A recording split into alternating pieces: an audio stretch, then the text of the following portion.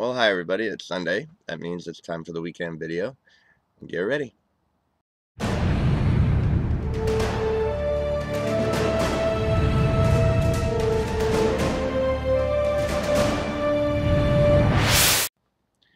Okay, so the other day, a gospel revolutionary friend of mine and I were talking, and we were talking about this gospel of grace and peace and how it literally is upside down from everything we were taught in our Christian upbringing. And, um, but it was also frustrating that some people can't see it. And which reminded me that Paul said there's a reason why people can't see the gospel of peace and grace, and that is because they are blinded from it. And he said, what actually does blind people from the gospel? And I will read it to you. It's in 2 Corinthians chapter 3, verses 13 through 15. It's very simple and very succinct.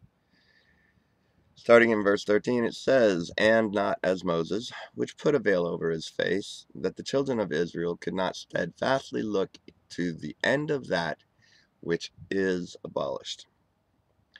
The children of Israel could not steadfastly look to the end of that which is abolished. Something's abolished. And what Paul was saying was abolished is the Old Covenant and the law of the Old Covenant. Verse 14, "But their minds were blinded. For until this day remaineth the same veil untaken away in the reading of the Old Testament, which veil is done away in Christ." He's saying again, the Old Testament, the Old Covenant, Testament means covenant here, is done away in Christ.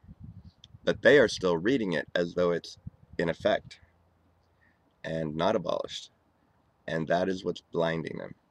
But even unto this day, when Moses is read, the veil is upon their heart. And that actually is the revelation of why some people cannot see the gospel of peace and the gospel of grace, why it just does not fit or compute to them. And it's because this dualism of mixing old covenant with new covenant. And Paul is saying here that the old covenant was abolished. The new covenant can't be established until the old is abolished. So that those must change command. There's a change of command there, and from one to the other.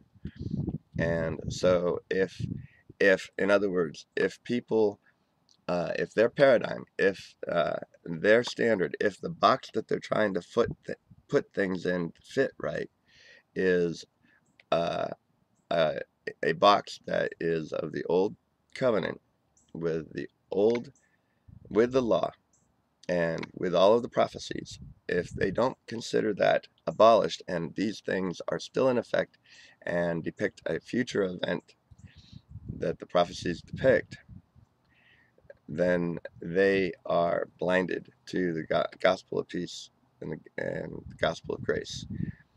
And if they still believe that the law is in effect, then wrath is in effect because the law commands wrath.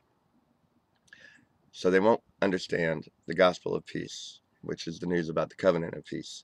They will not understand, as God promised in Isaiah 54, that once the covenant of peace is established, the new covenant, which the gospel of peace proclaims, he would never be angry again.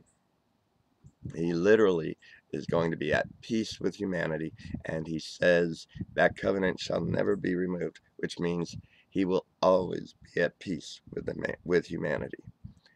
And so if you think the law is in effect, that commands wrath, and wrath ended at the cross. That's the gospel of peace.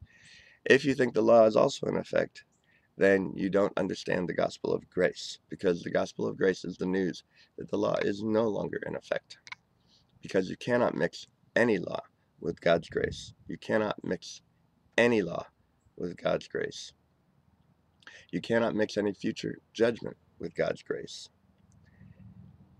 That is why people have a hard time seeing it. The blinding is by the law. The blinding is by the old covenant. And so when I'm talking to some people to try to help them see, I have to try to establish that there is this old covenant way and there is this new covenant way. And then I try to explain to them, and it's worked, as far as I know, only once or twice where I've actually made it that far with a few people, but at least in one full phone call. Now I get them calling me back, and they should start understanding more and more and more. But if you want them to understand all that in one phone call, you've got to actually demonstrate this is old and this is new. And but don't get frustrated if somebody has a hard time seeing for the first time. Um, it's a rare event when they do. So all of you guys who are loving this gospel and wanting so many people to understand what you've learned, take heart. It's a process. It's revolutionary. So have a revolutionary week.